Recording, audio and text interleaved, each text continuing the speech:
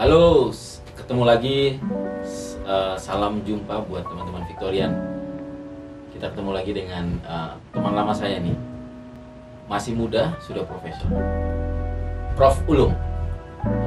Apa kabar Prof Ulum? Pagi bro. Pagi bro, siap. Gak salah panggil Prof lah. Oh gitu ya? Saya alergi panggil Prof. Atau saya bilang bro, Prof? Panggil bro aja, panggil Ca aja. Oh, Ca. Ya. Jombang kan? Ya, aslinya. Lamongan. Lamongan ya. Lamongan. Tapi dulu mondok. Ya, mondok mampir-mampir. Mondok tuh waktu itu di Jombang apa? Ya di mana-mana lah. Pernah mampir sebentar. Pertama itu adalah. Iya, pertama kita kenal kuliah 96, kita sempat ngobrol berdua tuh. Iya. Waktu itu mondok, lama Iya, di pernah. pondok. Dan lingkungan rumah saya pondok. Lamongan. Di Lamongan itu rumah saya pondok.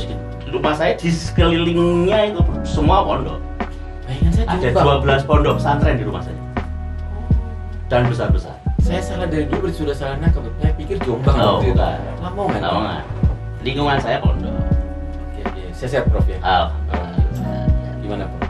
Sorry panggil Prof lagi. Tapi ini sebuah kebanggaan karena bagi saya di umur Ca ya, itu sudah Prof. Saya dengar kuliah S2 waktu pencapaiannya hanya cuman 1 tahun 1 bulan.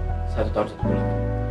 S1 mundur itu S1 3,5 lah. 3,5. 3,5 nggak normal. 4 tahun yang normal. Terus di kalangan aktivis 7 tahun normal.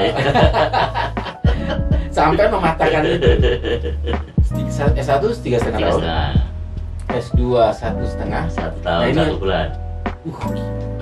Parahnya lagi nih, ini yang benar nih. S3 2 tahun 5 bulan. normalnya seingat saya itu 5 tahun. 5 tahun. Iya kan? Ya. Beasiswanya 5 tahun. Beasiswanya 5 tahun. Ya. Sampai pecahkan 2 tahun 5 bulan. 2 tahun 5 bulan. Biar negara nggak terlalu banyak ngeluarin uang buat saya lah.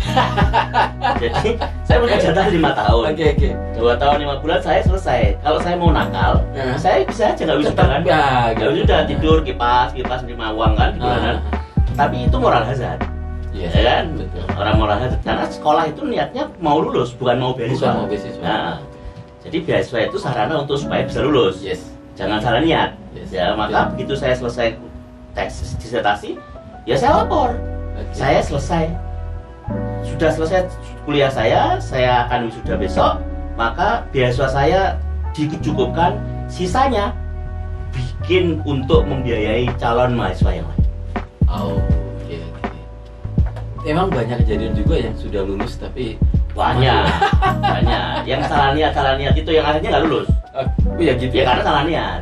Niatnya beasiswa. Niatnya beasiswa. Nggak lulus. Iya, saya dibego-begoin sama orang.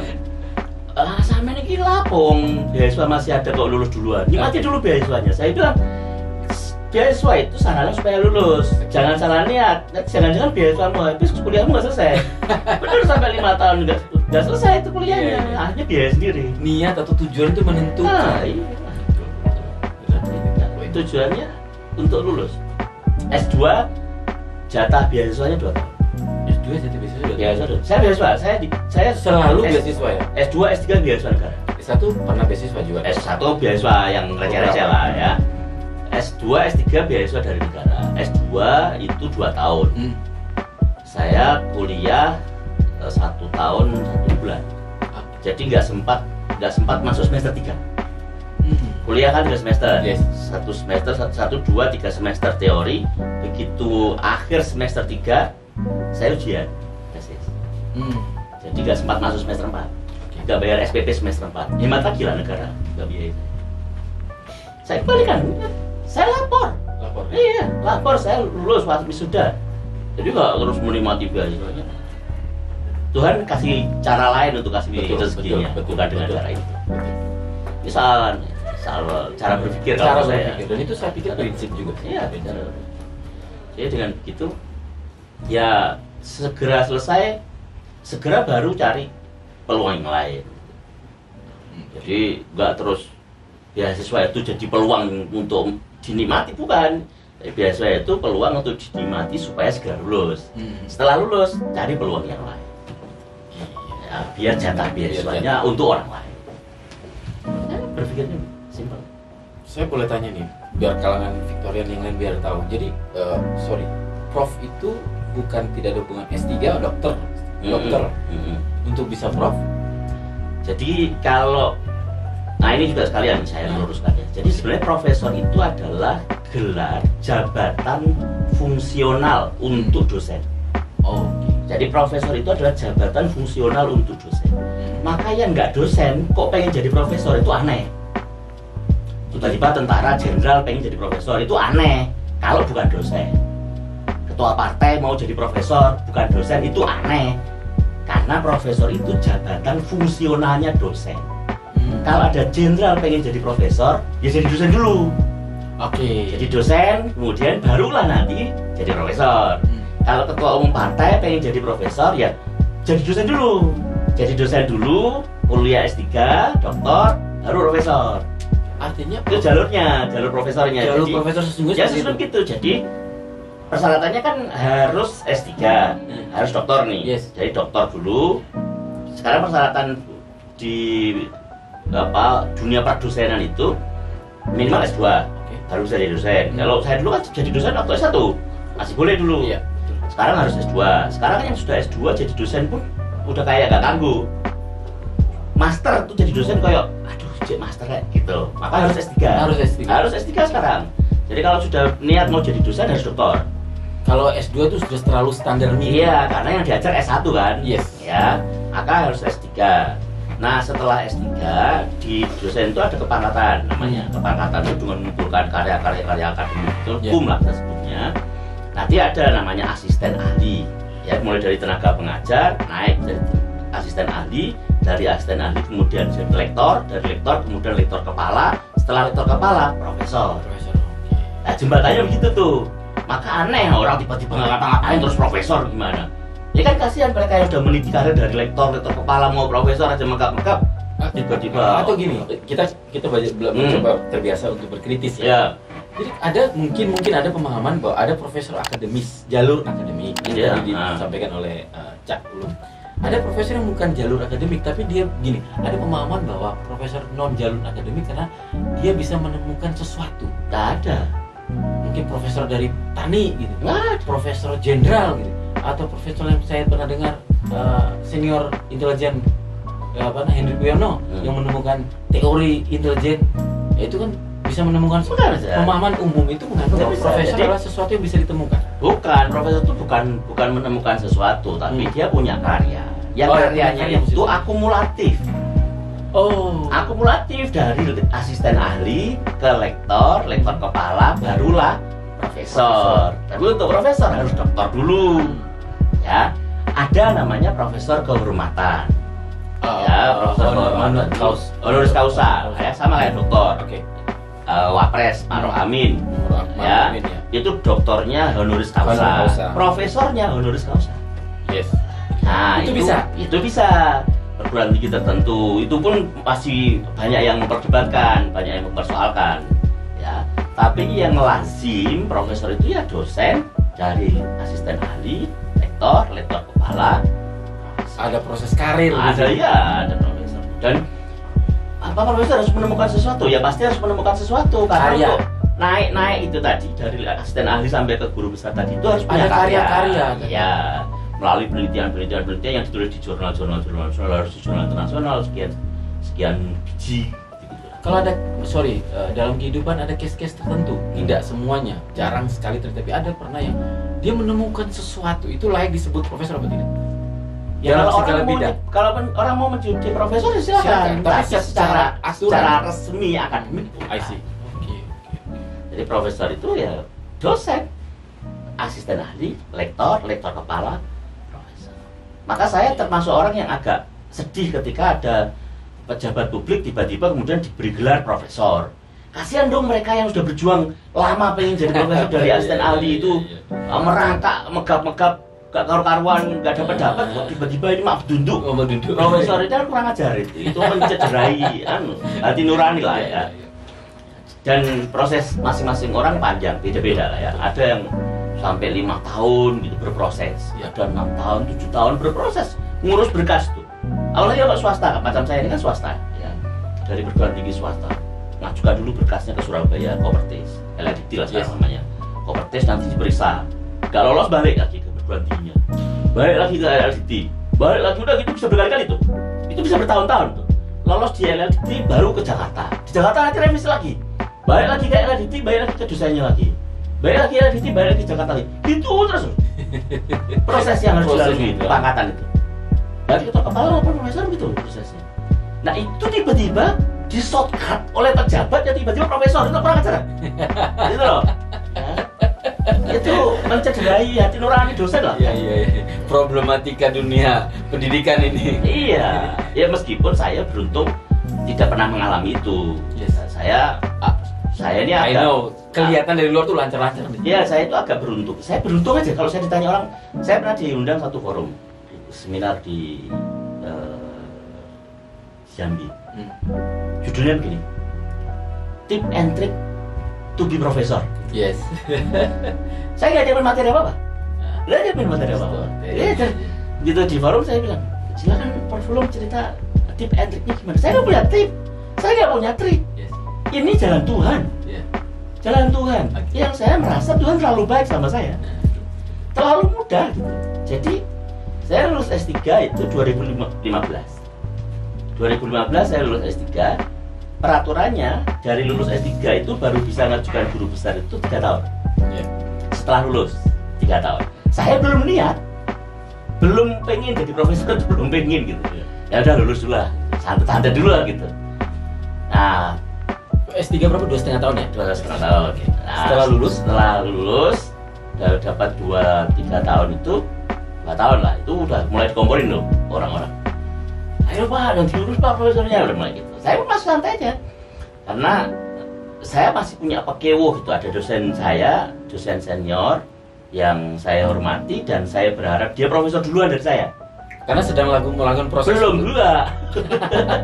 Problemnya itu waktu itu dia belum berproses gitu. Tapi saya secara pribadi saya ingin saya profesor setelah beliau gitu. Oke. Beliau dulu lah baru saya gitu. Pikiran saya itu begitu tuh. Tapi nggak berangkat karena beliau nggak berangkat, saya nggak berangkat. Sampai pada satu ketika saya dipanggil sama beliau. Ini pejabat nih. Pejabat yang mengurusi orang mau profesor. Iya. Ya. Mas, sedang diurus profesornya. Lah sampainya belum, saya bilang gitu. Sampainya dorong Bang. Wes gak usah ngulas, gak enak kalau sampean belum. Wes gak usah ngono, ini yang butuh UMN. Yang butuh itu UMN. Wes gak usah mikir aku sih wes, kok sampean nang budal sih. Tenang nih saya bilang. Kayaknya saya tahu orangnya, beliaunya saya tahu. Kayaknya saya tahu nih beliau. Nah, ketika beliau udah izinkan. Oke. Wes budal Mas, bismillah. Bismillah. Saya urus lah berkas saya. Oke. Saya kumpulkan, berangkat 3 bulan turun. 3 bulan. Padahal faktanya semua orang lain rata-rata tahunan. Tidak pernah revisi. Orang yang berkali-kali revisi. Yeah. Saya itu setelah berkas saya masuk itu, saya itu nunggu doa saya itu. Ya Allah, mudah-mudahan segera dapat informasi saya harus merevisi apa. Yeah. Yang saya terima surat keputusan saya profesor. Jadi saya belum pernah merasakan melihat surat revisi berkas itu. Itu berkas dikirim dari Surabaya, Jakarta turun SK. Wow. Emang dari dulu teman saya ini secara akademik itu kita hidup. mengakui semuanya. Ya, jalan hidup. Nah, dan itu apakah saya jadi hebat? Bukan. Itu Tuhan terlalu baik. Itu terlalu. S3 saya 2,5 tahun, Pak. Apakah kemudian saya pintar? Enggak. Apakah karena saya pintar? Bukan. Ada banyak orang jauh lebih pintar dari saya yang sekolahnya nggak selesai. Iya. Tapi saya diberi jalan oleh Tuhan jauh lebih mudah daripada teman-teman yang lain. Misalnya begini, S3 itu kuncinya adalah di disertasi. Ya, betul. SKS tergemuk itu disertasinya itu. Ya. Intinya S3 itu disertasi. Saya belum punya gambaran. Disertasi itu nanti gimana, pembimbingnya siapa, nggak ngerti sama sekali, belum ada. Nggak ada gambaran. Tapi dengan PD-nya, di hari pertama saya masuk Semarang, saya S3 di UNIP. Hari pertama saya masuk Semarang untuk S3 itu, saya ngeprint 1 lembar berwarna. Saya kasih tulisan 2 Juli 2015 doktor. Ya. Itu saya bikin filenya di 2012. Saya masih simpan tuh filenya. Dan di file komputer saya itu ada tanggal saya bikinnya kan. Pas Masih ada tanggalnya itu filenya, dibikin di bulan September 2012. Nyampe Semarang, begitu dapat kos-kosan, dan saya nggak pernah pindah kos selama kuliah S3 itu ya situ kuito. Saya print tuh. 2 Juli 2015 dokter. Saya print tempel depan pintu. Pintu masuk kamar persis. Begitu buka kamar, tulisan pertama yang saya lihat itulah 2 Juli 2015 dokter. Kenapa 2 Juli itu ulang tahun saya? Kalau mau kasih kado ya. Ya, siap. Kenapa 2 Juli? Saya pengen ujian terbuka saya 2 Juli. Kenapa 2015? Karena saya mulai kuliah 2012. Warek 2 waktu itu bilang ke saya, Mas, Anda boleh S3, tapi jatahnya 3 tahun. Sementara yang lain 5 tahun. Terus saya dikasih jatah 3 tahun. Saya izin aja. Siap. Pikiran saya, bukan karena saya yakin bisa, bukan. Tapi saya berpikir, masa sih kalau saya udah berangkat kuliah belum selesai disuruh pulang? Gak mungkin juga kan gitu. Maka saya iyakan aja. Oh iya Pak, siap 3 tahun. Nah, tapi di otak saya bilang saya akan selesai 3 tahun. Maka 2 Juli 2015, dari 2012 2015 3 tahun ya. Di print, saya print, tempel depan pintu. Begitu masuk kamar, blok tempel. Afirmasi. Nah, ya wes. Law track. Masuklah itu. Itu saya belum punya gambaran kuliahnya nanti kayak apa, bla bla, belum ada gambaran. Masuklah kuliah.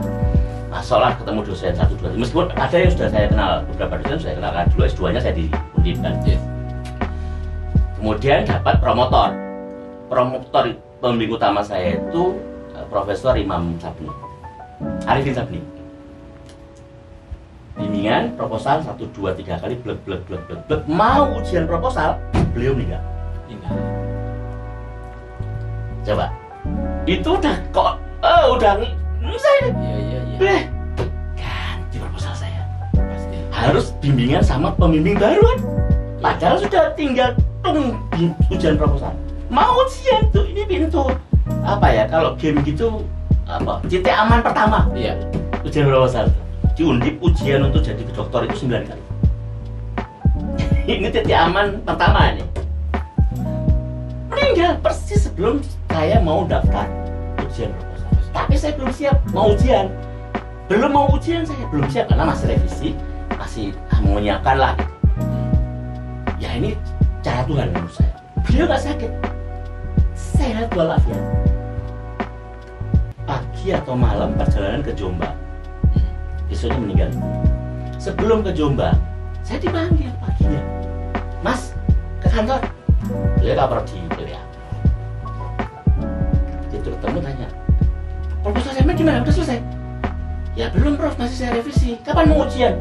Waduh, saya belum punya rencana mau ujian Prof, saya mau revisi dulu nih. Setelah dari masukannya kemarin saya masih revisi Prof.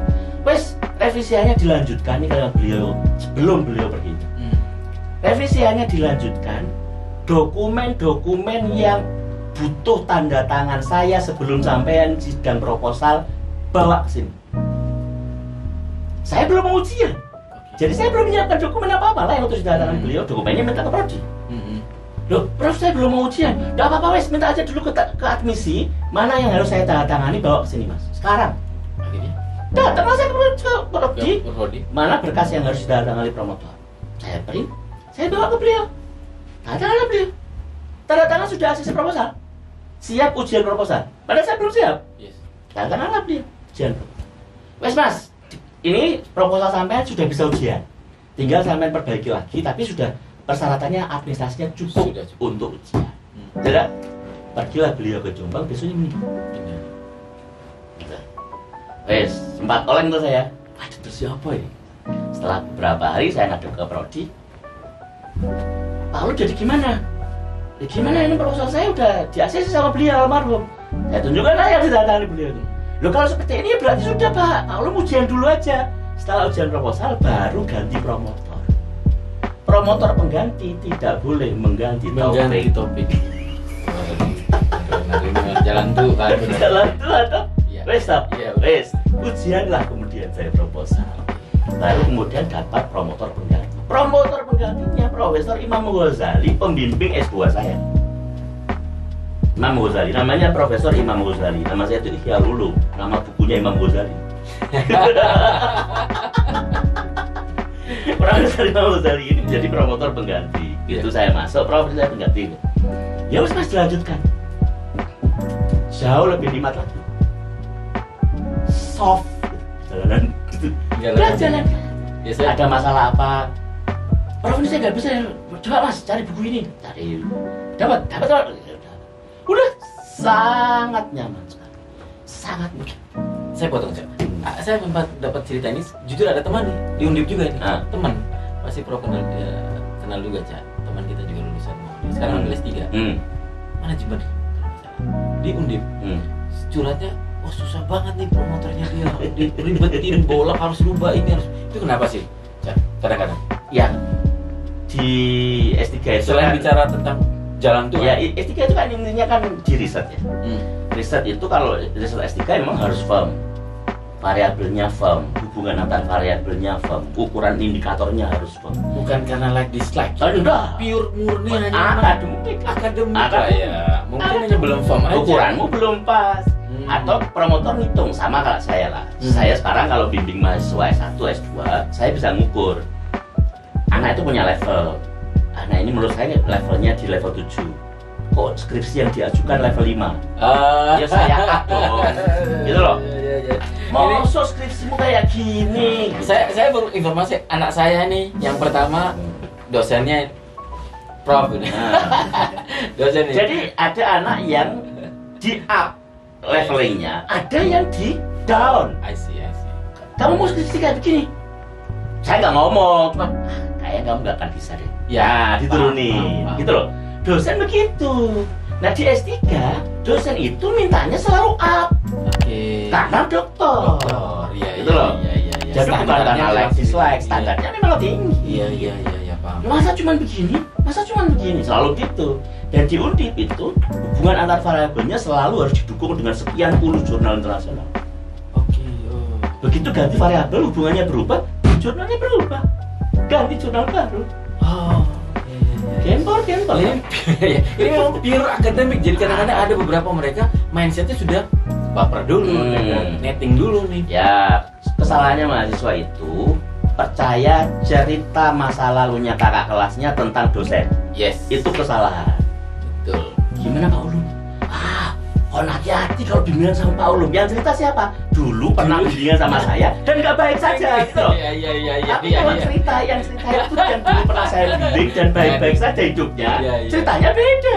Gitu loh. Betul. Maka saya selalu bilang ke mahasiswa, jangan pernah percaya cerita kakak kelas tentang dosen. Ya. Good. Apalagi kakak kelas yang lama lulusnya, pasti kerjanya buruk.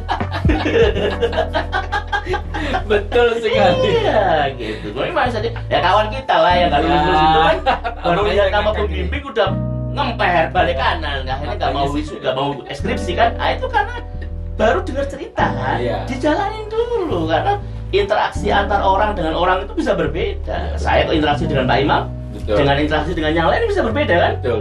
Feel-nya kan beda.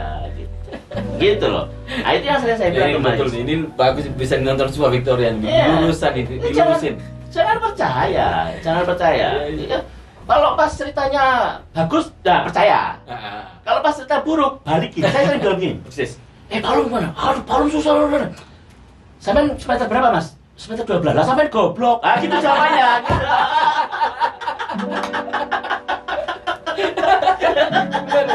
Iya, saya bilang itu ke mahasiswa. Iya loh. Jadi kalau mahasiswa bercerita hal buruk tentang dosen, pasti dia punya pengalaman buruk. Gitu loh. Nah maka jangan dengerin. Nah di kelas itu jangan dengerin. Saya bilang anak-anak itu, kalau ada kakak tingkat ngulang mata kuliah di kelasmu, cerita tentang dosen jangan dipercaya. Oh dia aja ngulang, betul. Berarti kan dia nggak beres, gitu loh. Aduh. Benar, artinya secara logis tadi, bukan bicara like dislike, tapi lebih kepada standar yang ditentukan oleh dosen. Betul. Iya. Bukan. Ya tadi salah satu yang S3 ini benar, teman yang S3 saya lagi di Undip, ini lagi di Undip ini. Lebaran aja nggak pulang, masih di sana, di Semarang. Cerita kenapa belum lulus? Aduh, promotor saya susah orangnya gini. Tapi di sini jelas, memang belum firm. Ya kalau masalah promotor sibuk ditemui misalnya, ya wajar lah. Ya, pinter-pinter kita lah. Pinter-pinter kita mengelola waktu kita menyesuaikan dengan waktunya beliau. Persis. Kita ini kan objek sekarang. Betul. Kita jadi mahasiswa kan, jangan ngatur dosen. Iya. Saya juga nggak suka kalau ada mahasiswa ngatur saya. Ya.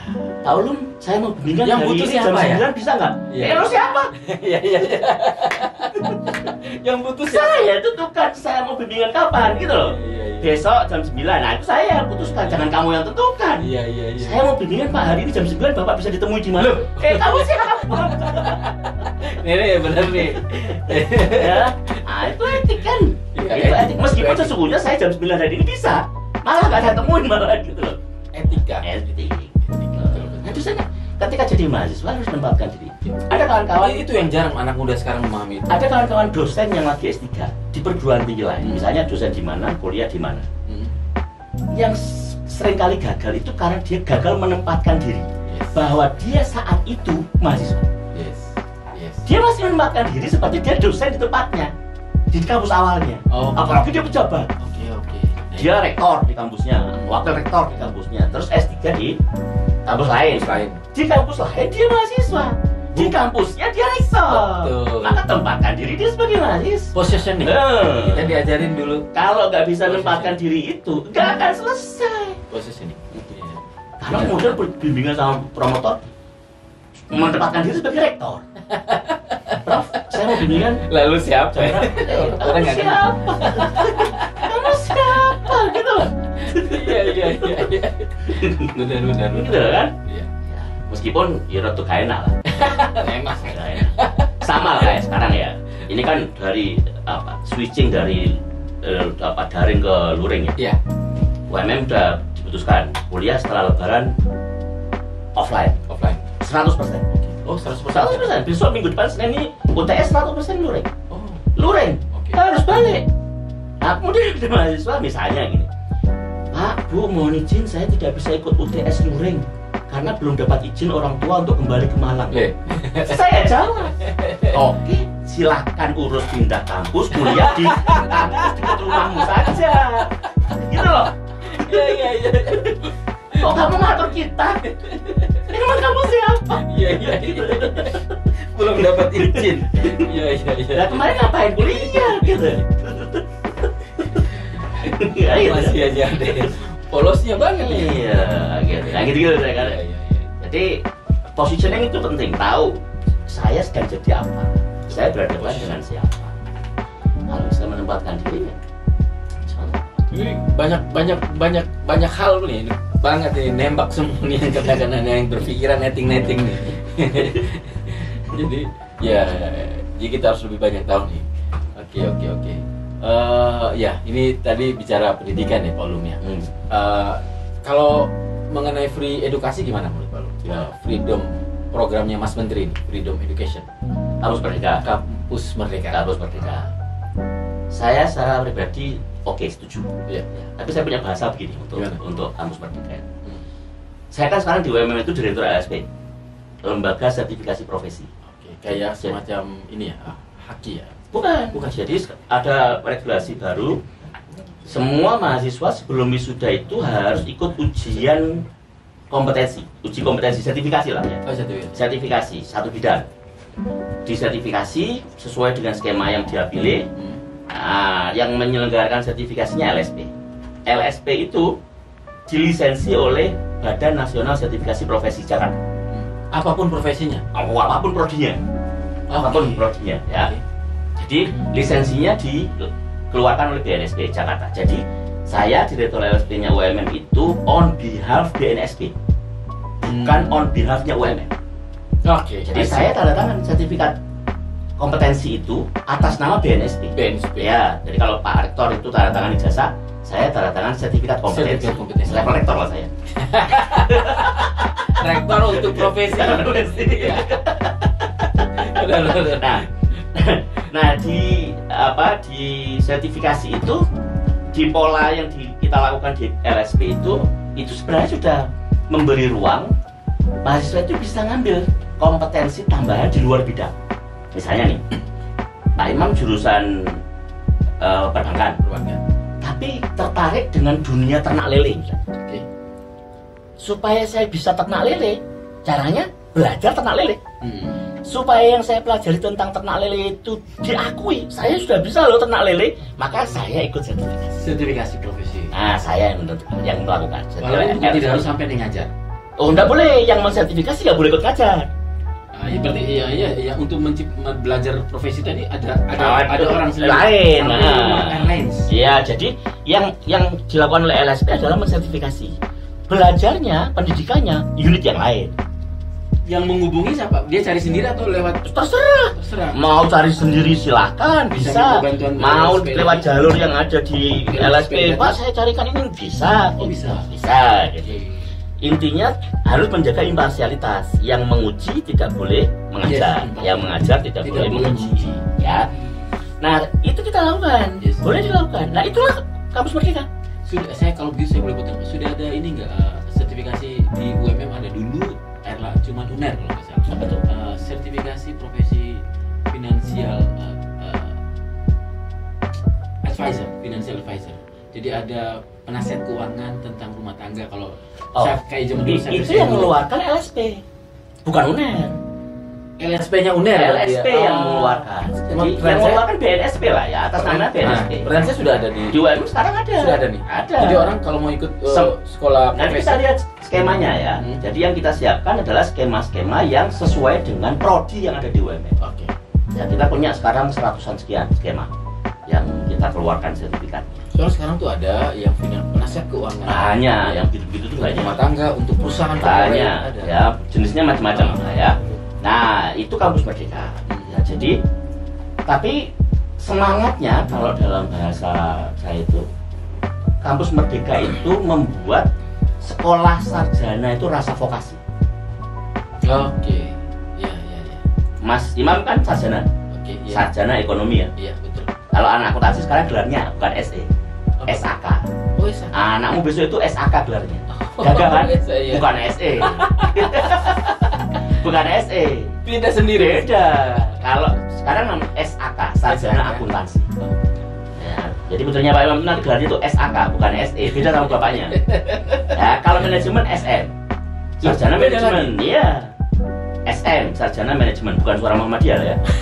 Sarjana manajemen. Kalau ISP? ISP tetap SE. Oh. Jadi yang ilmu ekonomi itu hanya SE. Yang SE itu hanya ilmu ekonomi gitu. Yang lain itu Sudah bisnis sendiri. Jadi SAK dan SM ya. Yang akuntansi sarjana. yang kembali rasa vokasi tadi. Nah, itu kan sarjana. Sarjana kan? Yes. Sarjana itu di idealisme kita dulu waktu kita masih jadi mahasiswa. Yang namanya sarjana itu ya dia punya kompetensi ideologis dan idealis yang agak tinggi tentang keilmuan gitu kan. Mau nanti jadi ada rasa ilmuannya gitu. Oke, I see. Lebih ke wacana. Jadi ilmuwan lah, ilmuwan yang kita sebut sekarang ilmuwan itu lah, ilmuwan. Itu sarjana. Ilmuwan itu sarjana. Kalau vokasi, praktisi itu kan mulai dari D1, D2, D3, D4. Itu vokasi. Lebih ke terapan. Ya kan, maka nama gelarnya kan sarjana terapan. Benar. Itu terapan. Kuliahnya praktikum, dong.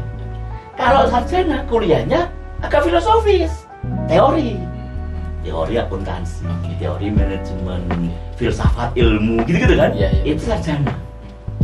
Itu bangunan awalnya begitu kan dari S1, D4 kan begitu. Sekarang dengan kampus merdeka itu, yang sarjana itu rasa vokasi. Jangan banyak berharap pada sarjana sekarang untuk dia menjadi ilmuwan. Karena muatannya banyak muatan vokasi gitu loh. Ya mungkin berkaca dari pemahaman dari Mas Menteri, saya bahwa banyak S1 yang pada akhirnya mereka bekerja. Lulusan UGM pun sekarang banyak menjadi direktur perbankan, padahal bukan. Kalau itu tentang mismatch ya. Jadi di dunia kerja kita itu, dunia tenaga kerja kita itu ada yang kita kenal dengan namanya mismatch. Mismatch itu sarjana teknik jadi teller ya. Sarjana sosiologi jadi petani ya. Sarjana antropologi jadi montir. Sarjana ekonomi jadi grab. Misalnya begitu. Atau sarjana ekonomi jadi tukang pokes gitu kan. Iya betul. Nah, itu mismatch. Itu mismatch. Ya, tidak nyambung. Iya, betul. Mismatch itu ada mismatch vertikal, ada mismatch horizontal. Mismatch itu mestinya kalau mau dibilang tidak match itu sarjana ekonomi yang kerjanya di dunia ekonomi, yang lain kaitannya sama sarjananya. Kalau sarjana pertanian ya berarti urusannya sama pertanian, sarjana teknik ya urusannya sama mesin, kayak gitu. Itu match. Jumlahnya nggak banyak. Iya. Yang match itu nggak banyak. Betul. Yang banyak mismatch. Yes. Tapi mismatch itu nggak semua buruk. Ada mismatch yang naik level. Ya. Ya. Karena dia melalui proses. Oke. Dia udah bekerja lama. Saya Pak Imam nih kerja di bidang tertentu, udah puluhan tahun di bidang itu. Padahal dia bukan sarjana itu. Ya. Betul. Sarjananya bukan itu. Berarti mismatch kan? Betul. Dia secara pendidikan tidak match, tapi pengalaman kerja match. Oke. Ya, statusnya dia sebagai pegawai di dunia kerja yang sekarang, dia match karena dia punya pengalaman di dunia itu lama. Maka misalnya dia dulu saat kuliahnya itu S1, itu level 6 kalau di KKNI, di Kerangka Kualifikasi Nasional. Dia level 6 nih, kuliahnya S1. Tapi udah bekerja, dia udah 20 tahun di bidang yang sama, naik jabatan, dia kemudian melakukan sertifikasi, naik level, bisa level 7, bisa level 8. Berdasarkan pengalaman kerja, bukan berdasarkan pendidikan. Nah, dan data kita banyak, saya nggak hafal. Ya artinya Mas Menteri wajar dong melihat itu, bahwa kadang-kadang melihat persoalan kontekstual bahwa banyak yang mismatch. Betul. Maka jadi dia mencoba untuk anak-anak yang masih akademik sekarang S1 ini, yang memang akhirnya terkesan vokasi, untuk mencoba memahami dunia yang tidak linear sama bukan hanya dicoba memahami, tapi dipaksa harus Dipaksa, ya? Nah, jadi misalnya gini, di Kamus Merdeka itu ada kewajiban 20 SKS di luar prodinya. Satu semester ya? 1 semester, 2 semester. 2 semester. 2 semester di luar prodi. Iya. Di luar prodi, bisa di luar prodi di kampus yang sama, bisa di luar prodi di kampus yang berbeda. Iya. Saya akuntansi, punya hak 20 SKS untuk ngambil misalnya jurusan teknik informatika. Itu bentuknya ngambil Kuliah. atau magang? Kuliah. Oh, kuliah. Kuliah 20 SKS nih, ambil teori materinya, ikut nih sit ini 20 SKS. Oke. Ada juga yang opsi yang magang. Oh, ada 2 option. Ada 8. Oh, 8 option. Pilihannya banyak nih, pilihannya banyak. Pilihannya banyak, ada magang, ya, ada kuliah, ada apa di desa-desa. 7 atau 8 saya lupa. Pengabdian gitu ya. Banyak lah, banyak pilihannya banyak. Ya, tapi yang primadona yang magang sama yang pertukaran mahasiswa itu. Oh, Supaya kenapa diberi 20 SKS itu? Supaya gini loh, jaga nih. Aktivis itu kan banyak, Mak. Iya. Dia kuliahnya apa? Dunianya apa gitu. Misalnya, Eling jam. kita punya kawan kuliahnya jurusan ISP. Enggak usah sebut nama ya. Enggak usah sebut nama saya Pak Imam gitu. Iya, saya aja deh. Ya. Kuliahnya ISP, misalnya ilmu ekonomi. Jadi politisi. Iya. Gak pernah belajar ilmu politik. Ya kan? Iya. Mismatch ini. Iya. Ini mismatch kan? Nah, Tapi atau pengalaman dia di kampus politik. pengalaman dia di kampus kan belajar. Aktivisnya itu. Belajar. Ya belajar. Belajar. Oke. Jadi politisi.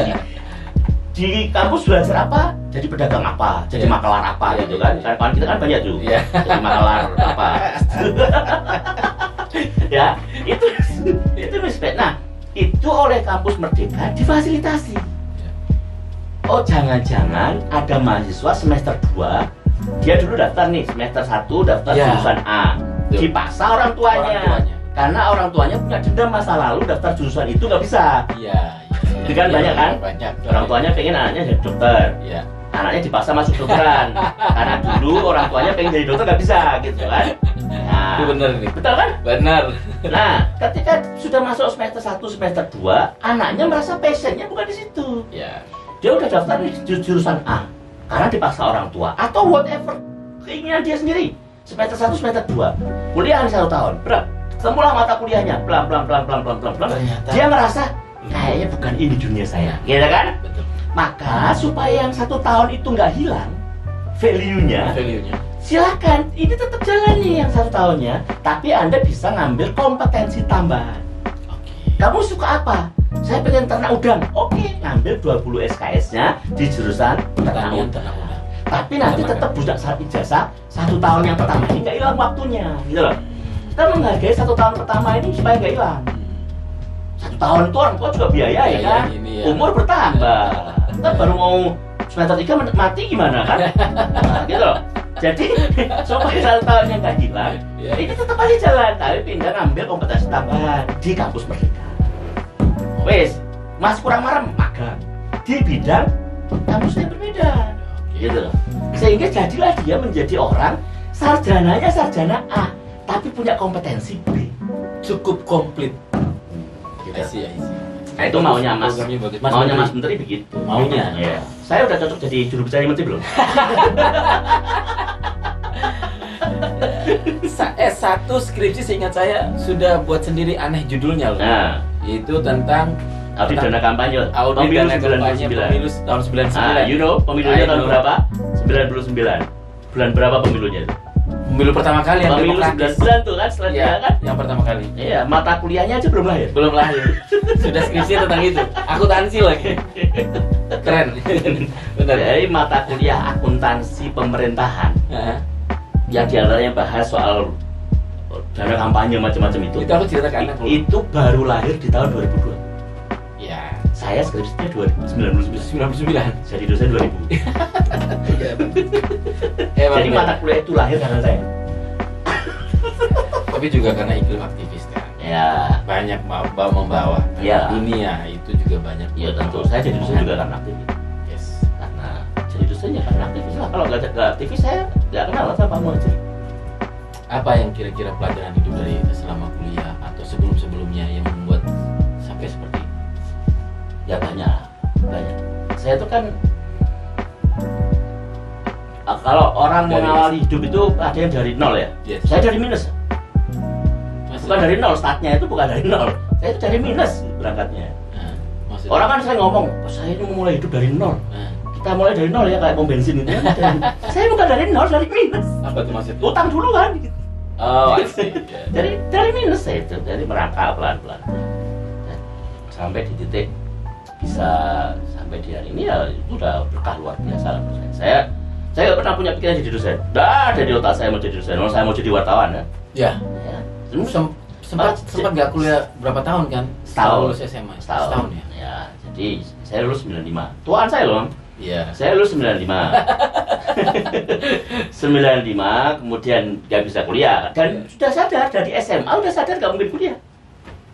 Itu makanya waktu SMA saya ngambil IPS. Saya 5 bersaudara. Kakak pertama saya tidak lulus SMA, tidak lulus SMP bahkan.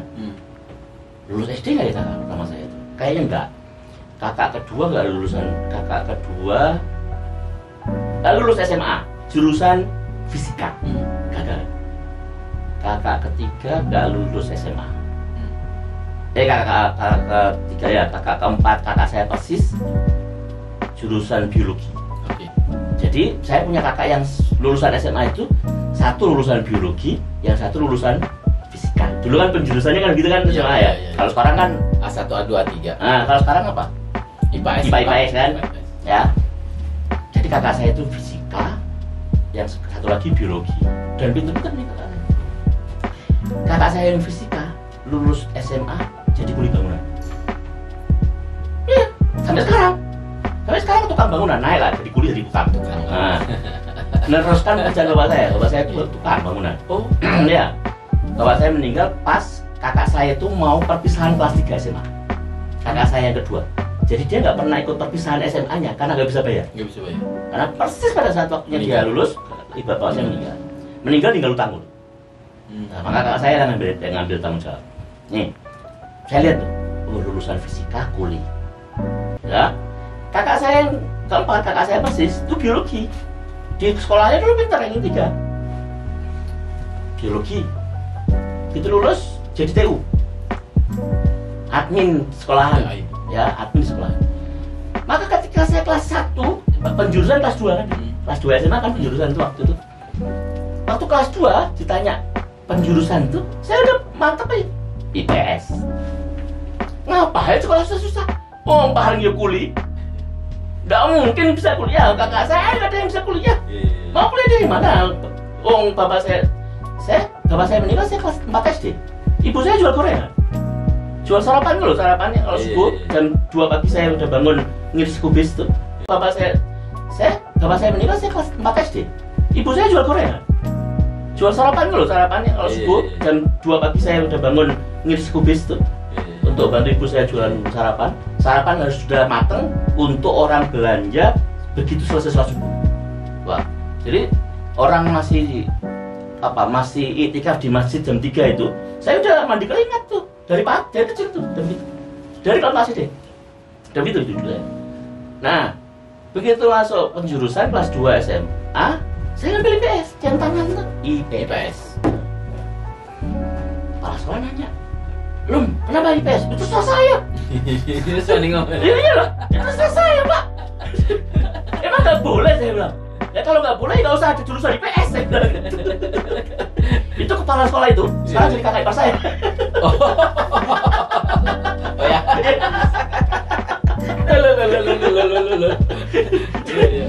IPS. Loh nggak gitu, kok kamu ngambil IPS? Saya ranking 1 waktu sekolah. Dari kecil. Ranking 1. Lazimnya anak yang ranking 1 ngambilnya IPS. Jangan bukan IPA, bukan IPS gitu. Itu udah pasti udah biasa. Gara-gara saya nyentang IPS, teman-teman saya nggak ada yang ngambil IPA. Ya, ini kok gak ada yang ngambil IPA? Lah ulung mah IPS. Kok aku IPA gayamen gitu loh. Kelas IPA kosong. Iya Pak. Ya. Sudah buat beban yang pada saat itu ya. Jadi hanya ada 2 kelas, IPA sama IPS di kelas saya. Iya. 15 kelas saya. Kelas IPA itu hanya ada berapa biji. Kelas IPS-nya 2 kelas. Paling banyak. Pada lagi ke IPS karena saya di IPS. Bukan karena mereka suka saya, tapi sungkan. Lo sering ngisi IPS. Bisa? Akhirnya nih kepala sekolah. Nah, jajan dibalas sama saya. Iya. Ini kalau orangnya nonton, biar nonton. Belum. Kamu besok mulai minggu depan masuk IPA. Enggak Pak, saya IPS. Perintah ini. Nah, kamu masuk IPA? Enggak, saya IPS. Kamu masuk IPA seminggu. Kamu masuk IPA seminggu biar temen-temenmu itu masuk IPA dulu. IPA dulu. Masuklah saya ke IPA. Oke. Masuk saya ke IPA. Teman-teman saya yang semula di IPS karena lihat saya IPA, masuklah ke IPA.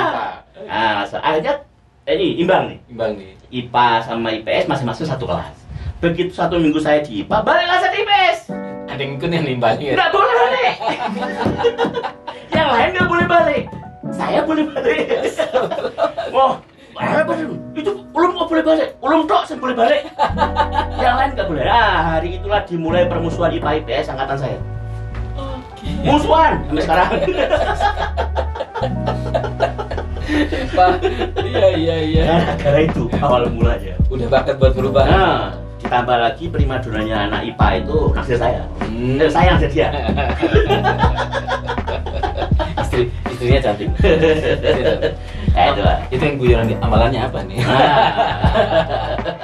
Kalau orang pesantren namanya mahabbah. Nah, itu kalau jawab pernah aku nanya zaman kuliah dulu tuh. Oke. Jadi itulah. Jadi saya ngambil IPS karena sudah yakin tidak mungkin bisa kuliah. Ngapain kuliah sekolah susah-susah? Wong pasti nggak bisa. Maka saya jalanin sekolah itu, sekolah waktu itu di IPS itu sesantai-santainya, sesantai-santainya. Tapi tetap ranking 1. Sombong kan saya. Saya nggak pernah belajar. Saya nggak pernah belajar loh, Pak. Ibu saya itu nggak bisa baca tulis. Bayangin ya, bapak saya meninggal saya kelas 4 SD. Berarti saya kan hidup dari ibu saya. Ibu saya nggak bisa baca tulis. Nggak tahu. Aku. Nggak bisa baca tulis sampai sekarang. Dan hanya tahu, tapi kalau uang tahu nih, 100.000, 200.000. Kan nggak bisa baca tulis. Dan nggak ada di pikiran beliau itu pendidikan itu penting, itu nggak ada. Pokoknya sekolah, sekolah ya sekolah. Begitu pulang sekolah, nggak boleh pegang buku saya itu. Nggak boleh. Saya berangkat sekolah itu jam 7. Pulang sekolah jam 12. Pulang jam 12 langsung bikin jualan jajan yang mau saya jual. Siangnya saya jualan jajan di pesantren. Begitu udah hidup saya. Kalau ada PR, saya kerjakan di rumah, marah ibu saya. Kayak buku ini di sekolahan, di rumah ini yang mergawe. Sampai pernah ada kali saya ingat.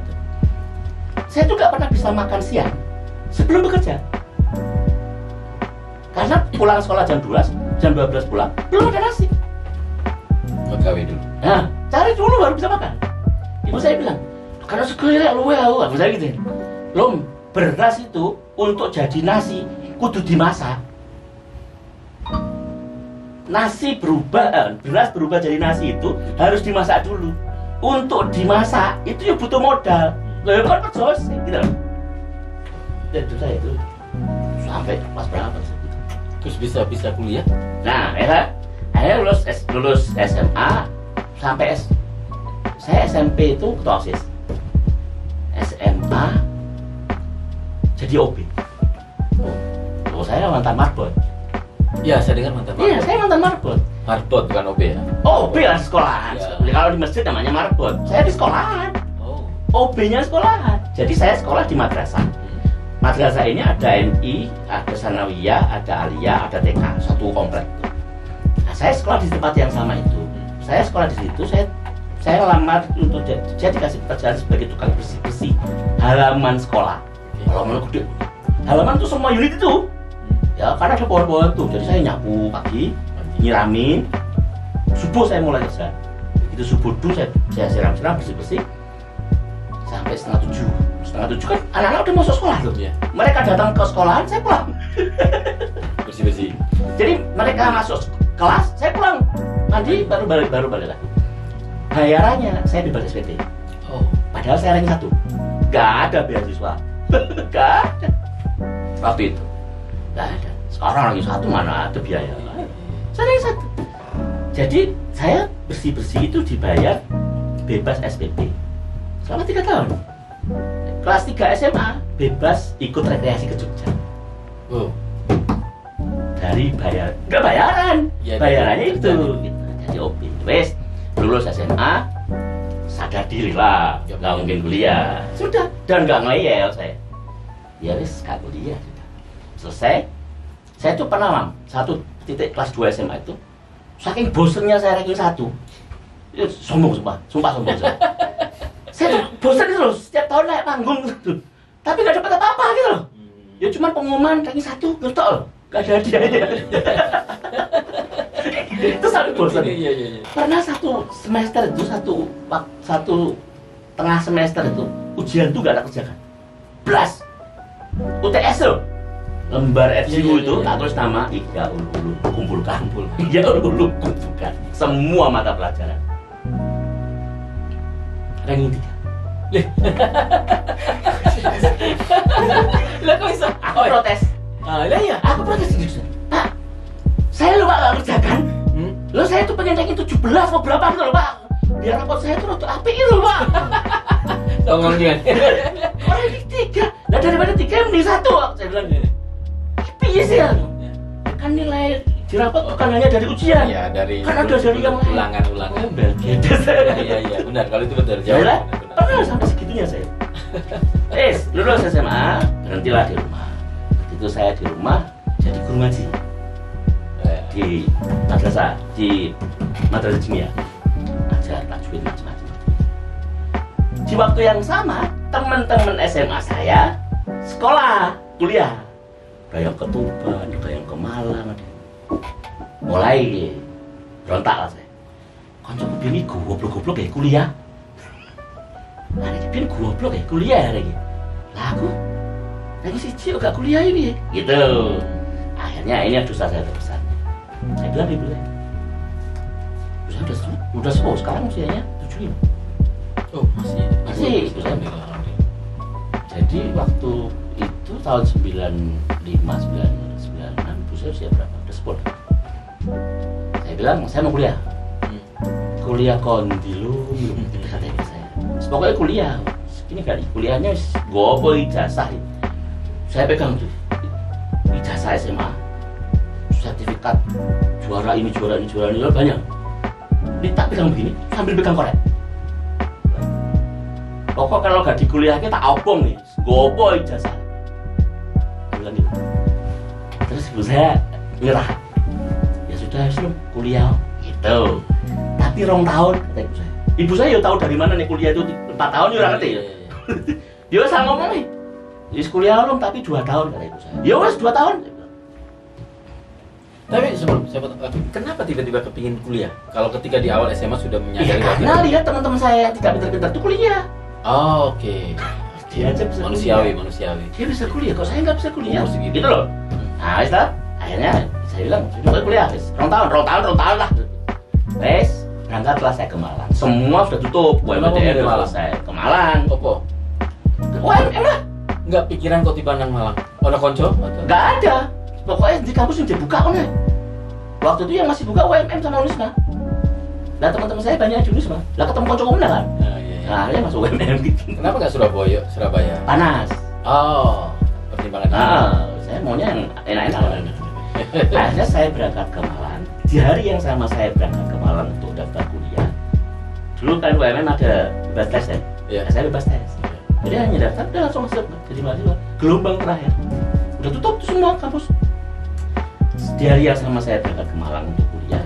Ibu saya ngantar saya ke Malang untuk kuliah. Ibu saya hari yang sama berangkat ke Malaysia ceritakan untuk biaya saya kuliah. Perjuangan. Hebat kan? Coba kurang ajarnya saya.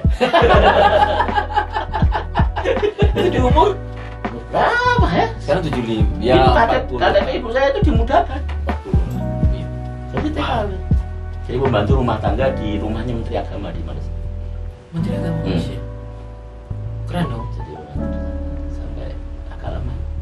Link Sebenarnya ibu saya sudah pernah ke Malaysia sebelumnya waktu saya SMA. Tapi terus kembali selesai. Terus balik lagi waktu saya minta kuliah. Ya kuliah. Makanya itu ini kan juga nggak tahu. Jadi kenapa saya nulis artikel di koran itu ya bukan gaya-gaya, cari uang. Iya, cari uang. Uang lah. Bareng Pak Darmaji. Iya, cari uang. Dari satuan tulisan 50.000, dikumpulin lah 50.000, bayar kos, bayar sabun gitu. Iya. Ingat kan semester 7 ada skripsi? Iya. Saya juga kan yang Iya, geger. iya. Yang kita dipanggil Pak Rektor di ruang sidang ISMI itu. Yang demo WNC. WNC segala macam. Aneh yang kena tuh. SKS sorry nih Pak ya dosen. KS diminta. Waduh, ini perubahan yang buat demo di kampus 3. Jadi skripsi itu dulu baru bisa ngambil di semester 8. Ya. Semester 8 baru boleh skripsi. Iya. Saya masuk semester 7. Mana ada orang semester 7 skripsi dulu gak ada. Iya. Tabu. Apalagi aktivis. Iya. Ada. Nah, semester 7 itu saya masih ada 12 SKS kuliahnya. Oke. Iya. Saya ada bilang Pak Daniel, Pak jurusan. Betul ya. Pak, saya mau skripsi. Ada semester berapa? Semester 7, Pak. Peraturannya semester 8, Mas. Peraturan saya apa, Pak? Ya peraturan jurusan. Lah, jenengan kan ketua jurusan. Diganti Pak peraturannya. Emang sudah ceplos-ceplos gitu dari dulu Pak Ulum. Jauh. Kerajar. Padahal itu apa? Juga bisa semudah itu. Apanya yang nggak mudah, Pak? Sekarang logika aja, Pak. Saya bilang. Totalan beneran. Ini Pak Daniel boleh ingat ya, Pak Daniel. Totalan saya Pak Daniel. Sendiri Pak, nih. Salam hormat buat Pak Daniel. saya sekarang semester 7, Pak, 12 SKS. Iya. 12 SKS itu berapa mata kuliah? 12 SKS. 12 SKS. 12. 4 mata kuliah. 4 mata kuliah. 4 mata kuliah kan? Iya. 4 mata kuliah kan? 3 SKS. Kan 3. Nah, Pak, saya sekarang 12 SKS, Pak. Satu semester nih, tinggal 12 SKS. Saya suruh ngapain, Pak? Kalau saya 4 mata kuliah, saya ambil Senin 2 mata kuliah, Senin Selasa 2 mata kuliah, Rabu, Kamis, Jumat, Sabtu, Minggu, saya ngapain, Pak? Saya bilang. Sementara saya bayar kos-kosan, Pak. Yang 4 hari saya nggak ngapa-ngapain itu saya tetap bayar kos-kosan. Kos-kosan saya itu argonya nggak berhenti kalau saya nggak kuliah. Sementara saya kuliah hanya Senin Selasa, Rabu, Kamis, Jumat, Sabtu, Minggu, saya tetap bayar, Pak. Saya bilang. Rugi saya bayar kos, saya bilang. Rugi saya bayar sabun, saya bilang. Terus Ya, saya mau skripsi, Pak. Gimana? Rugi saya. kan ada semester pendek. Saya nggak pernah semester pendek. Sorry bro, saya nggak pernah semester pendek. Saya bukan aktivis yang begituan. Kena deh. Semester pendek itu kan anak-anak yang sering mengulang nggak lulus itu. Saya nggak pernah nggak lulus. Sorry. Gak lulus, saya benarin nih yang teman-teman aktivis ya. Gak lulus bukan karena nggak pintar ya. Gak lulus karena nggak masuk aja jarang. Jadi saya betul. Oke. Akhirnya setelah berargumentasi itu, ya sudah mas, sampean boleh kata Pak Daniel. Khusus sampean boleh skripsi semester 7. Ya nggak bisa dong Pak, saya bilang. Kalau saya boleh, ya seluruh angkatan saya boleh. Ya saya nggak mau dong sendirian, saya bilang. Nggak seru, saya. Sama ini ngeyel. Gimana nih Pak? Dibuat ya ini peraturannya. Bikin lah peraturan semester 7 boleh skripsi kalau SKS-nya masih 12 gitu. Hari. Kalau mata kuliahnya tinggal 12 SKS boleh skripsi Pak. Itu logis. Senin Selasa kuliah, Rabu Kamis Jumat Sabtu harap skripsi. Semester 8 bisa wisuda Pak, saya bilang. Gitu loh itu. Kayaknya terus masuk akal gitu mungkin pikirannya beliau itu. Masuk akal juga ini bocah gitu kan. Baik lah, akhirnya ya sudah Mas. Boleh lah. Mulai angkatan sampean boleh. Ya dibuat peraturannya Pak. Biar teman-teman yang lain tahu, bukan saya yang cerita. Kalau saya cerita, anak-anak nggak percaya, saya bilang. Keluar tuh. Keluar peraturan pengumuman semester 7 boleh ngambil skripsi jika tinggal 12 SKS tempel. Blah. Nah, skripsi kita. Akhirnya ada skripsi. beberapa orang Loh, ngambillah saya, Rahma, Samsul. Oh, Ya, ketua istrinya Mas Afan hari itu. Holila. Holila. Banyak lah dulu. Riri, Rizka, siapa? Pacarnya Didit itu dulu. Iya. Nah, itulah. Banyak lah, cukup banyak dulu yang ngambil. Jangan. Ya. Ya, itulah ya. Banyak dan akhirnya toh beres itu. Dan itu akhirnya kebijakan itu berlaku sampai sekarang. Iya. Semester 7 bisa skripsi jika tinggal 12. Tinggal 12 SKS. Oh, iya, Mas. Tapi itu masuk akal. Loh, masuk akal. Saya cerita ke mahasiswa saya sekarang. Itu peraturan saya. Dia mau WNC ya? WNC juga kita kan. Ya udah. Bukan soal gagah-gagahan, soal saya nggak bisa bayar masalahnya. Udah belajar semester, bayar lagi WNC. Iya. Tapi kan narasi yang kita jual kan bukan soal bayarnya kan. Iya. Soal apa? Ekualitas perguruan tinggi swasta. Betul. Negeri swasta, masa kalau negeri cukup sekali ujian, kalau swasta ada ujian Harus tambahan. tambahan. Wah ini nggak fair. Padahal intinya di bawah itu, ya karena saya nggak mau bayar. Ini kan mahasiswa miskin masalahnya. Bayar lagi, biaya lagi kan. Maka Satu hal ya, Pak lu ingat nggak? Saya masih ingat sampai sekarang ini. Itu mungkin yang saya tanya amalan. Ibarat kasar nih ya, ada pernah cerita nih, ya saya Caulum ya di pondok pasti ada cerita bahwa ada tiba-tiba ada si fulan lewat ini, si Nabi bilang, sorry ini tuh yang saya beragama Islam, si fulan lewat, dia yang kali surga. Ditanya amalannya apa, Nabi ya Rasul, ya lihat aja nanti. Makanya beberapa sahabat pada akhirnya ada yang pingin nginap di rumah. Ya masih ingat cerita itu ya. Nah, cenderung orang bertanya amalannya apa. Saya nggak melanjutkan cerita ini biar nanti yang lain mencari tahu ceritanya. Cuma yang jelas pasti orang punya kebiasaan dan amalan. Dan yang saya pernah nangkap di sampean sadar nggak? Kita dulu beberapa kali walaupun jarang kita komunikasi, kita sering beberapa kali sometime momen kita berkomunikasi. Dan aku ingat dulu yang aku tanya, istri cantik Red, amalannya apa ini? Kan tadi yang bahasanya tadi amalannya, walaupun kemarin nyebutnya apa dulu sudah saya lupa. Tapi yang saya ingat adalah, saya nggak tahu itu masih di jalan nggak enggak. Setiap hari sampai ngaji satu. Nah, kalau itu mah amalan normal lah. Muslim biasa. Mungkin normal, tapi bagi orang lain itu satu hari satu lembar konsisten tidak semua. Tidak semua. Enggak, itu enggak istimewa. Bagi saya yang umum yang bagi saya tidak rajin teman-teman pesantren yang mungkin jebolan biasa di dunia santri. Bagi saya itu sesuatu yang istiqomah seperti itu. Bagi kami orang yang biasa umum itu terakhir di teman-teman swasta yang biasa. Saya pikir itu sesuatu yang istiqomah. Dan itu bagi saya itu mendorong rezeki. Ya memang waktu kuliah dulu agak rajin ya. Saya tuh dulu punya saya tuh punya geng gini. Nah, ini masih belum tentu tahu nih. Ingat namanya tapi anak sih. Apa sih amalan sampai atau kebiasaan apa? Kalau saya melatih satu hari satu ayat. Ya enggak ada yang istimewa. Enggak ada yang istimewa. Kalau yang begitu tuh enggak ada yang istimewa. Tapi gini, kita aja enggak istimewa loh. Enggak ada yang istimewa. Maksudnya gini, kita itu bisa jadi menurut orang sepertinya kok lempeng hidupnya itu karena orang lain. Bukan karena kita, karena orang lain. Karena kita punya teman si A, si B, karena kita punya kenalan si A, si B, karena itu aja. Dan itu yang menurut saya jauh lebih signifikan. Karena Kalau bahasa sekarang mungkin jejaring. Jejaring. Saya punya kawan banyak. Saya bersyukur punya kawan banyak di penjuru Nusantara ini.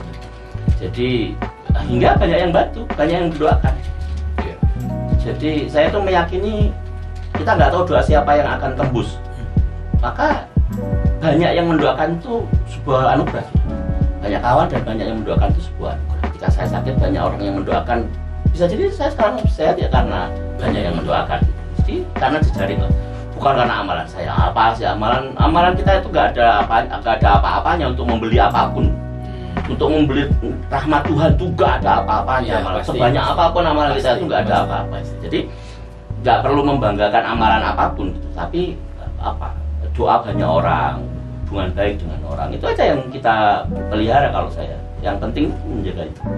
Jadi dengan tetap berkomunikasi dengan banyak orang, tetap menjalin hubungan dengan orang-orang lama, orang-orang baru, itu aja yang jadi modal kita.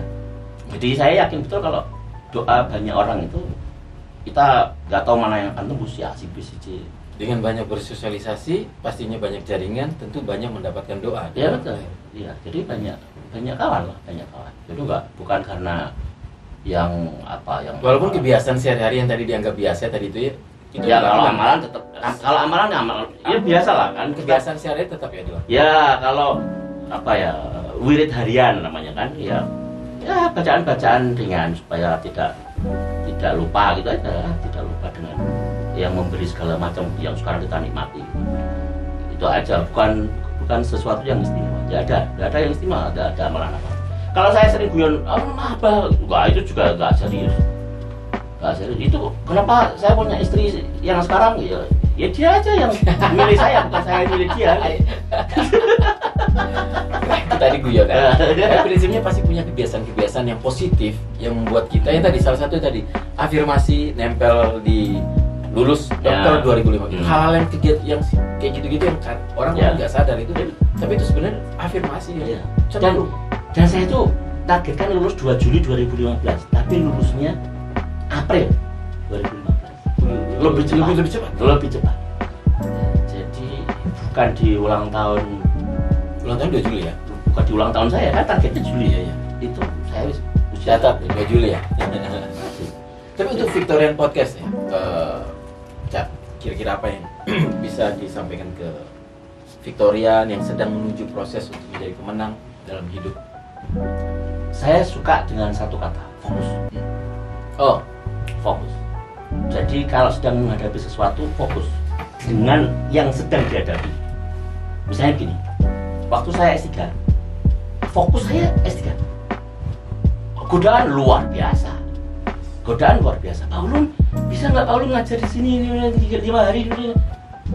Itu godaan luar biasa. Kalau itu tak ambil kerjaan sampingan itu, pasti akan mengganggu disertasi saya. Pekerjaannya dapat, sekolahnya pasti lama. Gitu. Maka, mohon maaf Pak, Bu, saya sedang sekolah, saya nggak ada pekerjaan dulu, saya nggak ada job.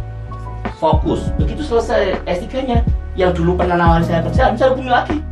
Kerjanya masih ada nggak, Bu? Saya udah dokter nih sekarang. Baru saya ambil gitu. Gitu. Fokus. Waktu skripsi, fokus skripsi. Saya bilang juga ke mahasiswa sekarang. Ini bahasa ekstrim saya ke mahasiswa saya. Nanti anaknya Pak Imam pasti akan kena tuh bahasa saya. Dia kan semester besok setelah UTS saya ngajar. Kalau sedang skripsi, maka seluruh hidupmu itu untuk skripsi. Nggak usah pacaran. Nggak usah banyak mantai, nggak usah banyak gunung, nggak usah banyak nge-mall. Yang masih punya pacar sekarang saya ajari kalimatnya untuk putus. Tuh, Mas, Dek, kita putus dulu. Kenapa? Disuruh Pak Ulun. Break gitu. Ya, kita break karena saya sedang fokus skripsi. Kalau ada fokus skripsimu 2 bulan, 3 bulan selesai saja. 3 bulan selesai. Tapi kalau kamu nyambi gendaan rono, ini gak bakal selesai. Skripsi gak selesai, mateng malahan. Rabi kan. Ya, jadi mau fokus dulu. Totali. Biar selesai dulu di pekerjaan depan mata. Tanggung jawab seorang anak kepada orang tua itu tuntaskan dulu. Saya bilang begini, jangan berpikir alah saya kalau kuliah lama nggak masalah, bapak saya bisa bayar SPP. Bukan soal bapakmu bisa bayar SPP, tapi whoever bapak ibumu itu, siapapun orang tuamu, mereka menunggu undangan wisuda. Iya. Bukan karena mereka nggak mampu bayar lagi, tapi undangan wisudamu itu untuk dibanggakan kepada koleganya. Anakku sarjana, bukan soal dia bisa bayar SPP. Utaknya diwalik cara pikirnya. Nah itu. Iya, karena banyak sekarang mahasiswa anaknya orang kaya, merasa bapaknya bisa bayar, kuliah santai-santai. Kalau kita dulu kan kuliah lama bukan karena santai, karena nggak bisa bayar. Ya mahasiswa sekarang ini kan anaknya orang kaya, santai kuliahnya, fasilitas dicukupi, berangkat ke kampus sudah ada laptop, ada iPad, ada HP 4 segala macam. Wes gak karu-karuan kan fasilitasnya. Terus kok gak pinter ini ya apa sih? Iya. Apa coba yang menghalangi Anda jadi pinter itu loh, apa gitu loh? Wah, tidak ada tantangan apapun itu loh. Betul. Hidupmu itu loh hanya nerima uang kiriman, hanya disuruh belajar. Terus gak pinter ini loh, berarti goblok loh. Ya kena ini bener ini. Ya beda dengan kita ya bro. Iya. Kita Kalaupun kita nggak pinter, nggak masuk akal. kita dulu belajar, paginya belajar, malam cari uang. Kalau gak baca pinter ya normal lah, rek. Wong karena masih ada cari uang juga gitu loh. Nah ini anak sekarang tuh nerima uang, kiriman, terus segala macam fasilitas ada, gak ada yang nuntut harus cari uang sendiri.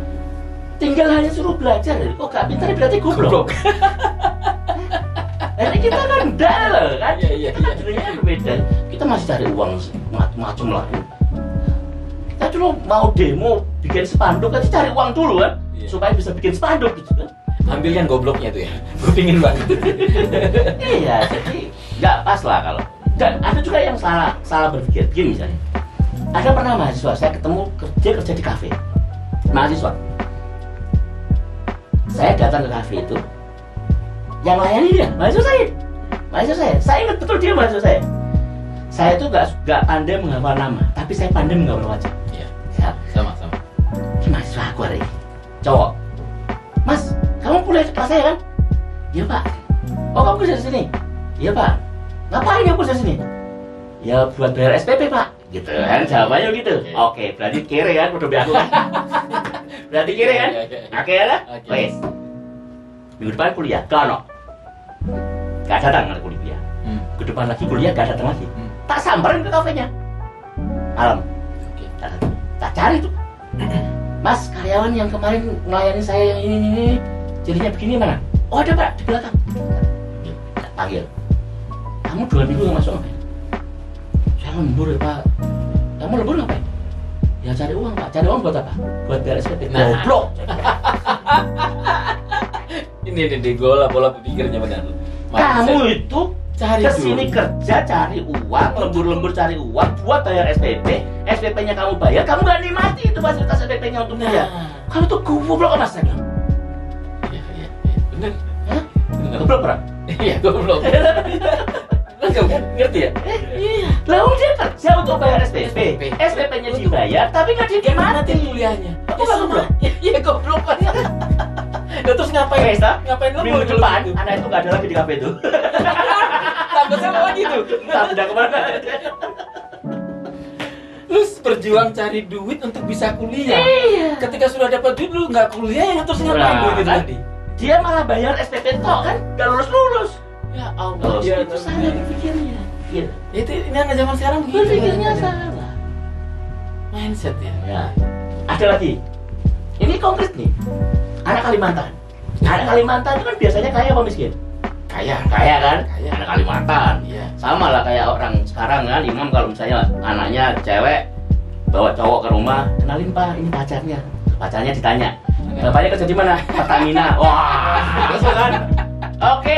Bapak saya kerja di Pertamina. Bukan Pertamina pak, anak perusahaan Pertamina, Pertamini. Udah, aduh kan ekspektasinya kan? Ekspektasinya. Oke. Sama. Anak mana? Kalimantan. Oh, oke mesti kan? Oke, ini anak Kalimantan ya. Cewek. Ketemu sama saya di Pujasera Alun-Alun Batu. Oke. Ya, Alun-Alun Batu. Jadi pramu saji. Jadi pramu saji. Saya panggil, Dok, kamu mahasiswa saya kan? Iya Pak Ulum. Kamu ngapain sih? anu Pak, cari pengalaman, bukan cari uang. Cari pengalaman. Cari pengalaman. Cari pengalaman Pak, pengen tahu rasanya cari uang kan. Saking nikmatnya hidupnya. Selama ini terima uang aja kan. Dia pengen merasakan terima gaji gitu loh. Nerima uang dari hasil keringatnya sendiri. Tapi yang ini beres. Ini beres, kuliahnya beres. Jadi malam dia kerja di situ, di Pujaksara itu. Paginya dia kuliah. Masih ikut kelas saya. Jadi di kelas dia nggak malu-malu. Kamu masih kerja dong? Masih Pak. Emang kamu kurang kirimannya? Enggak Pak, saya menikmati aja. Ya, lulus, begitu lulus, wisuda, kerja, sekarang udah menikah. Sampai sekarang masih komunikasi terus. Ya. Nah ini kan anak ini kan cara berpikir. Cara berpikir. Jadi kalau ditanya kata, saya suka fokus. Jadi kalau apa yang sedang kita hadapi sekarang, ini dulu fokus. Tuntaskan dulu yang di depan mata. Jangan tengok-tengok. Jangan lihat spion. Lurus aja ke belakang. Jangan noleh ke belakang. Yang noleh spion nanti punya mantan. Iya. Fokus kalau saya harus fokus. Jadi apakah dengan fokus kemudian tidak sama sekali asosial gitu? Ya enggak juga. Kita masih bisa aware dengan hal yang lain, tapi energi kita fokusnya ke sini. Yang sedang kita hadapi sekarang itu ini kok. Maka ini kita tuntaskan. Saya bilang ke mahasiswa saya, skripsi hadapi dulu skripsimu, tuntaskan skripsi. Saya pembimbing juga di anak S2 di MM. Saya bilang, kamu tuntaskan dulu tesismu.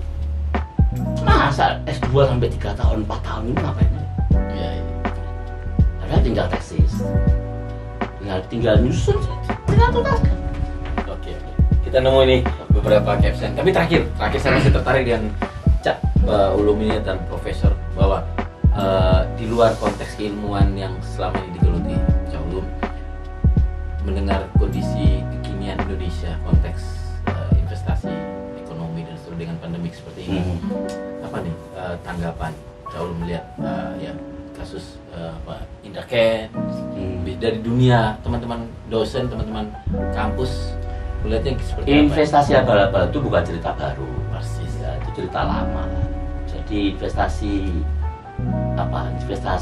tapi selalu terulang. Ya, investasi hapus-hapus lah. Iya. Ya, investasi bohong. Sebenarnya sederhana aja. Kalau orang mau mikir sedikit aja. Kalau suku bunga banknya itu sekian persen, kemudian ada orang kasih iming-iming lebih dari sekian persen suku bunga, mesti kan logis. Mau dari mana? Iya. Misalnya suku bunganya 10 katakanlah, kemudian dia kasih iming-iming 30, yang 20 mau dapat dari mana? Iya. Bisnis apa yang memberikan return sampai 30%? Mikir gitu aja dulu. Kalau punya otak. Ya kalau punya otak. Pertanyaannya, rata-rata juga ada dosen, ada pebisnis. Ya, itu oknum. Kena. Oknum. Bukan punya otak guys. Oknum. Ya, punya oknum otak. Ya, jadi sederhana mikirnya ya. Kalau iming-imingnya terlalu tidak masuk akal, berarti ini abal-abal. Kalau toh di 1 tahun 2 tahun kok banyak yang sukses, ya itu baru tahun pertama kedua dia masih cari mangsa. Nah itu tahun ketiga keempat baru cari korban. Ponzi. Iya, itu satu ya. Jadi kalau yang begitu-begitu barang lama yang selalu terus berulang. Ya. Jadi dan kalau masih ada korban lagi, yang korban ini tidak belajar dari cerita korban sebelumnya. Ya, jadi bahwa sudah ada yang pernah terjadi korban seperti itu, dia nggak belajar dari situ gitu, nggak mau baca. Jadi ya orang-orang yang kalau mau dibilang nasibnya buruk ya enggak ya. Terus ya bego ya. Ya kan dia mau aja nih loh dihapusin gitu ya. Nggak logis lah misalnya. Kamu stop gini. Sama kayak penggandaan uang kan. Kamu store sama saya 10 juta nanti jadi 20 juta ditaruh di bawah bantal saya. Lah kalau kamu bisa gandakan uang ngapain? Iya bisa. Kenapa kamu gak gandain aja itu bantalmu sendiri gitu loh. Dan yang begituan masih ada orang percaya. Goblok kan. Gitu loh. Kalau orang bisa gandakan uang, ngapain dia kerja gandakan uang? Kenapa nggak dia bikin uang aja sendiri gitu? Mau beli apa gandakan dulu, mau beli ngapain harus bikin kontrak penggandaan uang gitu kan gitu loh. Selalu mereka lihat bukti, oh ini bukti teman saya dapat transferan segini. Padahal bukti itu kan bisa dibuat. Mereka tidak mengetahui proses sesungguhnya. Ya, betul. Sama kayak gini kalau di agama, kalau di Islam itu gimana cara kita mendeteksi apakah hadis itu palsu apa enggak? Atau hadis-hadis Israiliyat. Nah, hadis-hadis Israiliyat itu hadis-hadis yang amalan sedikit, pahalanya banyak. Nah, kalau yang begitu nggak logis gitu, maksudnya ini dok bisa dapat begini, nah, itu perlu dideteksi. Jangan-jangan ini hadis Israiliyat. Asal usul. Jadi hadis itu kan ada banyak orang yang mengklaim bahwa itu hadis, padahal dibikin-bikin. Gitu. Hasan tuh. Kalau kamu begini, maka akan begini. Kalau kamu begini, maka akan begini. Misalnya begitu ya. Nah, itu banyak yang model-model gitu, dan cara itu dipakai lah di investasi abal-abal ini gitu. Dengan sedikit dapat banyak, sedikit dapat banyak. Nah, orang kan banyak yang gitu. Meskipun juga ada yang benar, misalnya akal-akalan, bukan akal-akalan. Ini kan soal kecerdasan. Iya. Kalau nggak bisa khatam Quran ya baca kulhu 3 kali, misalnya begitu. Pahalanya baca kulhu 3 kali itu sama dengan khatam Quran. Gitu kan? Tapi kan ini kan ada riwayatnya gitu kan. Nah, itu kayak pola cara berpikir itu dipakai itu di investasi gitu loh. Kamu kalau mau begini, kamu dapat segini loh. Kalau begini, ada cara cepat begini loh ya. Cara cepat. Dia punya cabang begini, kalau anakmu begini kan. Nah, jadi ya apa ya? Tapi Kalau pendidikan mau juga baca penting. sedikit lah ya. Pendidikan tentang investasi juga perlu Ya penting betul. secara Ya, masif. betul. Ya, Hubungan dengan dunia kampus adalah penting juga. Dari kampus punya fasilitasi bahwa memahami tentang investasi dari praktisi-praktisi seperti kami dan yang lain di Betul. bidding, pasar modal, pasar berjangan, itu penting supaya Ya. meminimalisir. bulan puasa kemarin, puasa apa sebelum puasa ya? Saya diundang Komisi B DPRD Kota Malang. Ketika mereka bahas tentang rencana kerja mereka. Komisi B itu kan mau menggawangi diantaranya soal perbankan. Saya bilang, Bapak Ibu saya titip nih, saya nggak tahu ini masuk di pos kerjaan yang mana. Tapi Bapak Ibu perlu ada aktivitas yang bicara soal mengedukasi literasi finansial. Ya. Karena kejahatan perbankan itu sekarang luar biasa. Luar biasa. Kalau masyarakat tidak diedukasi, gua salah. Yes. Ya, apa phishing, wala aliu asabi itu kan luar biasa sekarang. Ya, ya. Nah, orang-orang kalau tidak diedukasi soal literasi perbankannya, literasi keuangannya, itu uang di tabungan bisa tiba-tiba nggak bisa diambil. Betul. Nah, itu harus diedukasi. Saya nggak tahu Bapak Ibu, saya bilang ke mereka, ke Dewan. Saya nggak tahu Bapak Ibu bisa masuk dari aktivitas yang mana. Bapak Ibu yang lebih paham saya. Tapi perlu Bapak Ibu agendakan ada event, ada aktivitas yang difasilitasi oleh Pemda untuk mengedukasi masyarakat tentang literasi keuangan, literasi perbankan. Karena semua orang sekarang punya akun. Sekarang siapa nggak punya akun? Orang bantuan sosial aja lewat rekening. Berarti kan semua orang punya rekening. Begitu uangnya ngandol di rekening, kalau orang nggak paham literasi tentang perbankan, kan lewat tok itu uang. Iya, iya, iya. Lewat diambil orang lain, lewat diambil orang lain. Betapa kasihannya tuh mereka kan. Kalau ini bukan goblok, tapi nggak tahu. Harus diedukasi. Harus diedukasi. Harus diedukasi. Betul. Nah, kewajibannya yang tahu mengedukasi. Iya, iya. Tapi kalau yang tadi itu dengan fasilitas banyak tidak bisa belajar, dia pintar-pintar itu goblok. Goblok. Jadi harus dibedakan. Iya, iya. Oke, terima kasih loh. Kalau waduh, lama juga saya nggak ketemu Prof ini. Ya, semoga Ya. banyak manfaat ya. Amin, amin. Kalau Ya. ada kata-kata yang mau disampaikan juga tadi. Cukup ya, saya yang penting sekarang kalau Pak Imam itu punya apa sih, salam Victoria Ya, salam Victorian.